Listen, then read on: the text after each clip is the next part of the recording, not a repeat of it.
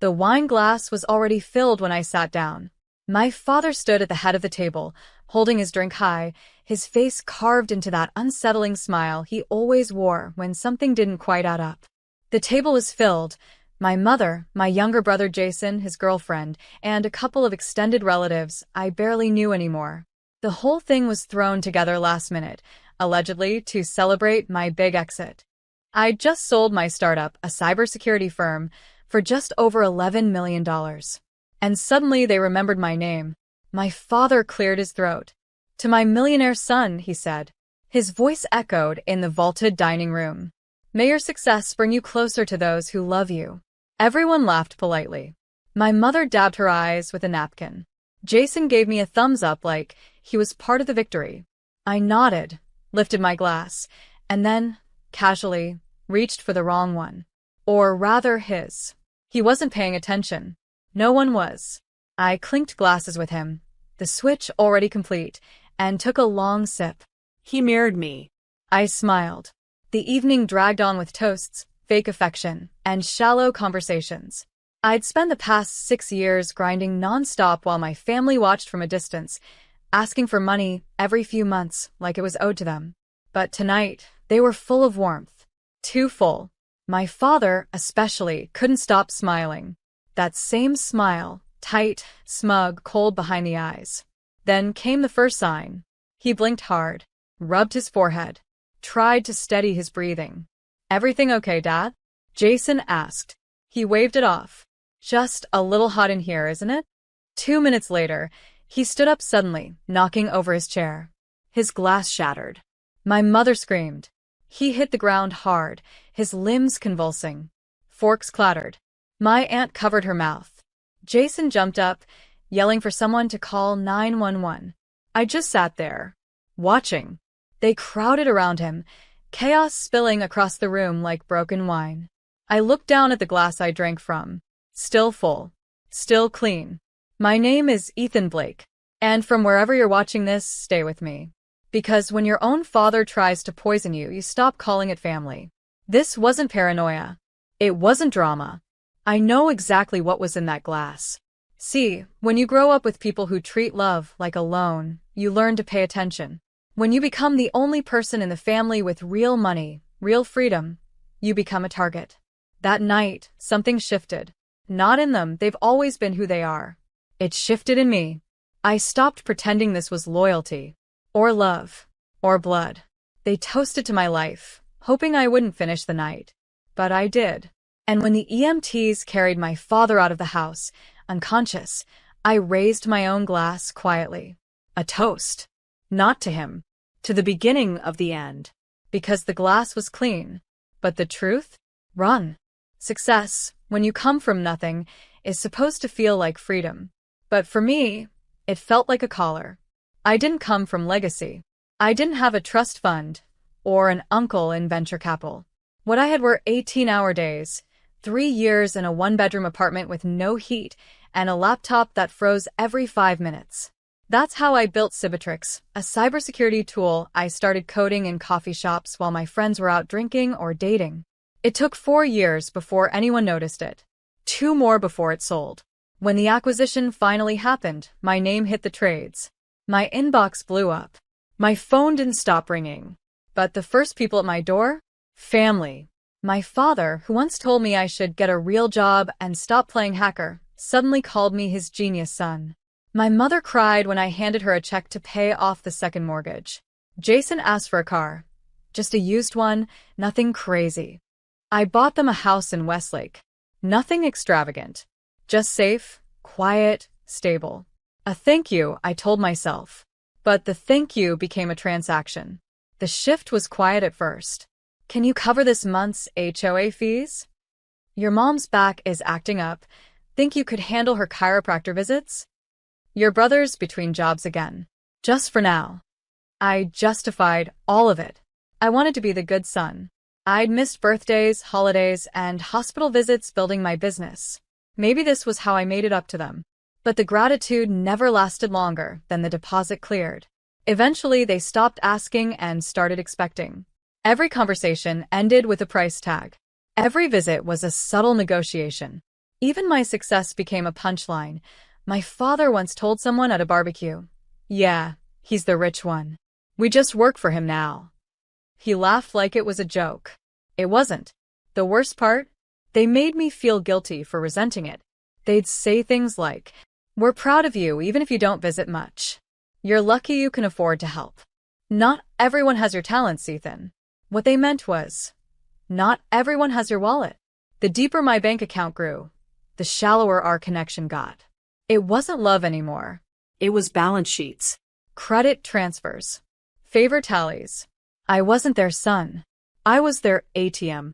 One night, I overheard my father on the phone, pacing the hallway while I sat in the guest room with the door cracked open. He said, "If we keep him happy, he'll keep the money flowing. Just don't spook him." Spook me? Like I was a donor. Or worse to Mark. That was the night I stopped pretending. They didn't celebrate me because I succeeded. They celebrated because I cashed out. And now, sitting across from them at that dinner, I realized something else. They didn't want a son. They wanted an exit plan. There's a moment, right before something breaks, where everything feels too perfect. Like a calm surface hiding a whirlpool underneath. That dinner? It was too perfect. Tables set with the good plates. Candles burning low. My father already sipping wine when I walked in, which was unusual because he never drank before the food was served. He always claimed it was a waste of a good vintage. But that night, 3 glasses already poured. Mine was waiting. He looked up at me with a smile I'd seen before, not warm, not proud. Calculated. "Sit, son," he said. "Tonight's special." The days leading up to that dinner had been off. First, there was the call from my mother asking if I'd finalized the will yet. You know, just in case anything ever happens. Said she saw a documentary about how young millionaires die without planning. Then came the headaches, the fatigue, the strange taste in my protein shakes that I couldn't quite place. I chalked it up to stress until the dizziness hit me while driving. I had to pull over and sit in a gas station lot for 30 minutes before I could see straight. I went to the doctor. Nothing definitive. Just keep an eye on it. Blood pressure, maybe. Stress again. But deep down I knew. The clue came by accident. I dropped my keys behind the couch one morning. While reaching down, I spotted it, a tiny white pill, wedged in the carpet. I'm no pharmacist, but I have a friend who is. I sent her a picture. "That's a benzodiazepine," she texted back. "Strong sedative. Who's taking that?" No one in the house was supposed to be on anything like that. At least, not officially. I didn't say a word. Just kept smiling, nodding, and planning. By the time the dinner invitation came through, my instincts weren't whispering anymore. They were screaming. And then the glass. Poured ahead of time. No one else's was fresh. Just mine. My father raised it, his eyes locked on mine. "To my millionaire son," he said. He never said things like that. He was the kind of man who'd call you soft for celebrating birthdays. Suddenly, he's making toasts. That smile again. Like he already knew something I didn't. I felt my throat tighten. So I smiled back. And while they passed around bread and dipped into casual conversation, I switched our glasses. It was simple. Easy. They weren't watching. They never watched me closely, not the way I watched them. What happened 30 minutes later? My father's hands began to tremble. His smile faded. He coughed once, then again harder. And then he collapsed face first into the mashed potatoes. Panic broke out around the table. I stayed seated. Because, deep down, I wasn't surprised. I took the wine glass with me when I left the hospital. No one noticed. They were too busy acting shocked, rallying around my father, pretending it was just a bad reaction to blood pressure meds. The same man who mocked doctors for decades suddenly had a condition they forgot to mention. I didn't argue. I didn't even flinch. I just slipped the glass into a sealed bag and left. And 2 days later, the results from the private lab came in digitalis. A naturally occurring poison. Slows the heart. Slips past most standard talk screens. If you're lucky, it just makes you sick. If you're not, it stops the heartbeat cold. I didn't scream. I didn't confront. That's what they expected. Instead, I did the one thing they feared most. I started thinking. First, I called my lawyer, told him to pull my current will and put it under legal seal. No copies, no updates, without in-person verification from me. Next, I quietly installed surveillance in my home. Not the cheap kind. Encrypted, off-grid. Motion-detected voice triggers.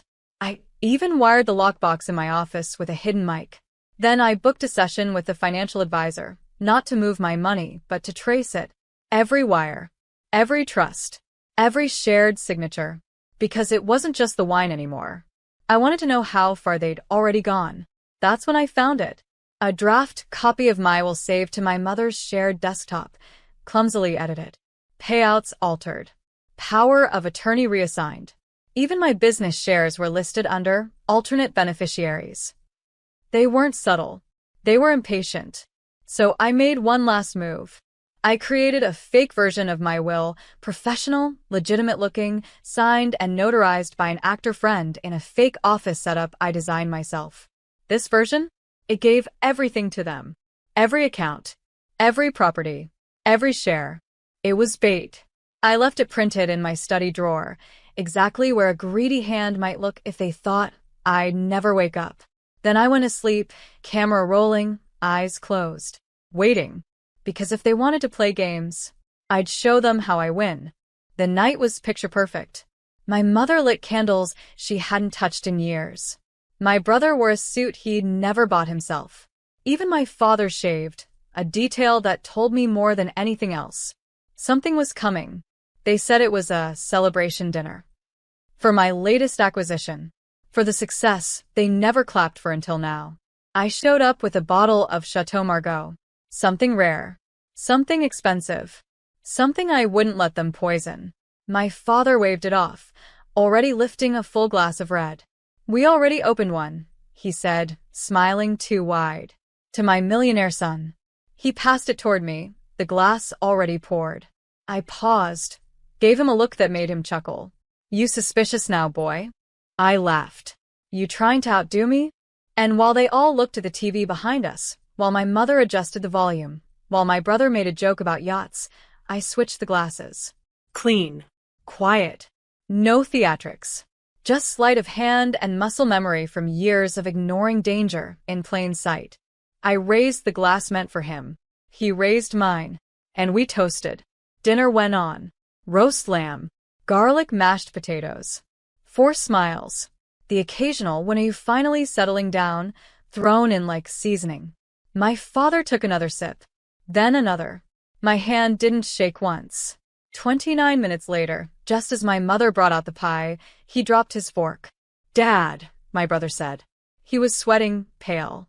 Then came the gasp. The shaking. The sudden silence in the room as my father gripped his chest and tipped sideways in his chair. Call 911, my mother screamed. I leapt to my feet. What's happening? Is it his heart? My brother cursed, fumbling with his phone. The panic was instant. So was the performance. Except I wasn't panicking. I was watching. The paramedics arrived fast. Too fast for my family to hide much. They asked questions. I gave answers. They took my father, unconscious but breathing. And as they wheeled him out, my mother looked at me with glassy eyes. Did you? No, I said softly. Did you? At the hospital, they ran toxicology. I didn't ask. I already knew. When the doctor said the words digitalis poisoning, everyone gasped like it was new information. I just sat there, hands folded. My name is Ethan Blake. And 30 minutes after my father tried to poison me for my money, he drank his own plan. They thought I was the naive tech kid. The one too generous for his own good. But they forgot what made me successful wasn't code. It was pattern recognition. The hospital reeked of antiseptic and denial. Machines beeped rhythmically around my father's bed. He was awake now, weak, groggy, alive. Barely. A detective stood in the corner, arms crossed, notepad tucked tight under his arm. His eyes weren't on my father. They were on me. My mother sat beside the bed, her hands shaking. Not from grief. She hadn't cried, but from calculation. Her mind was already working overtime trying to rewrite the narrative. Food poisoning, She muttered to no one in particular. He's had shellfish reactions before. The doctor interrupted, holding a clipboard and a scowl. It wasn't shellfish. It was digitalis. A very specific, dangerous compound. Not found in lamb. The detective nodded. That's consistent with the toxicology report. Someone spiked his drink. My brother flinched. My sister took a slow step away from the bed. I didn't move. I cleared my throat, and all eyes fell on me. I know exactly what was in that glass, I said, calm as a courtroom judge. Because I had it tested before he drank it. My mother's face dropped. My brother's jaw tightened. You knew, he said, barely above a whisper. I suspected. I confirmed. I reached into my coat pocket and handed the detective a second envelope, the one with my private lab's results, time-stamped and signed. He flipped it open, scanned it, then nodded. Matches ours. My father groaned softly on the bed. Still too out of it to lie. Still too guilty to speak. Why would we ever? My mother began. I cut her off. Because I stopped being your ATM. Because you started asking questions about my will. Because you're used to me bailing you out. And this time, I didn't. The detective glanced between us. You said you switched the glasses? I did, I said. His plan ended up in his own bloodstream. The room cracked open with silence. Later that night, as the police launched their investigation, I made one final move. I called my lawyer, froze the accounts connected to my family, revoked access to the home, terminated the trusts, pulled back every thread they used to pull me close. My brother tried to call. I let it ring. My mother emailed me a paragraph of blame wrapped in denial. I forwarded it to my attorney. At 2:11 a.m., I stood in the hospital parking lot, phone in hand, watching the night settle over the city. I wasn't angry. I wasn't even surprised. They didn't just try to poison my body. They'd been poisoning my peace for years. And now, I was cutting off the supply. I didn't just take back my money. I took back my name. I left without fanfare. No farewell dinner. No note. Just closed doors, canceled access, and silence. Within 72 hours of the hospital incident, I had relocated. Different coast. Different phone. Different name on the mailbox. For the first time in years, I could hear myself think. In Lark Hill, Oregon, a small creative city nestled between mountains and ambition, I started over. No headlines. No handshakes from people who only knew my bank account. Just people building things for the love of it. I began investing, not in startups looking to scale fast and cash out, but in people with purpose. An app developer who coded from his car. A ceramic artist trying to escape a violent household. A former foster youth launching a mental health podcast. I didn't want equity. I just wanted them to win. It was the first time money felt like freedom again. A few months later, I launched the Safe Start Foundation, a private nonprofit for kids raised in chaos. No red tape. No bureaucracy. Just direct support. Therapy, housing, mentorship, creative outlets. I never attached my name publicly. The spotlight didn't interest me anymore. But something else did. Truth. Late one night, I wrote out everything. The wine glass, the pills, the years of emotional debt, the betrayal wrapped in birthday candles. I posted it on a community blog for survivors of toxic families. No names. No revenge. Just raw, surgical honesty. I went to sleep with zero expectations. By morning, it had over 200,000 shares. People from every walk of life wrote back. This is my father. I thought I was the only one. Thank you for saying what I've been too scared to admit. Grief rippled across the screen. But something stronger rose with it. Liberation. I kept writing. They reached out, of course. My brother left voicemails, cold at first, then desperate. My mother sent a letter. Said I misunderstood everything. My father never contacted me. Cowards rarely do. I kept every message. Unread. You can love people. Forgive them, even. But you don't have to let them keep building their houses on your spine. One morning, I watched a girl from our foundation read her first poem aloud to a crowded room. Her voice shook, then steadied, then soared. And I realized they wanted me to be their ATM. Their plan B. Their soft place to land after breaking everything they touched. But I wasn't that. I never was.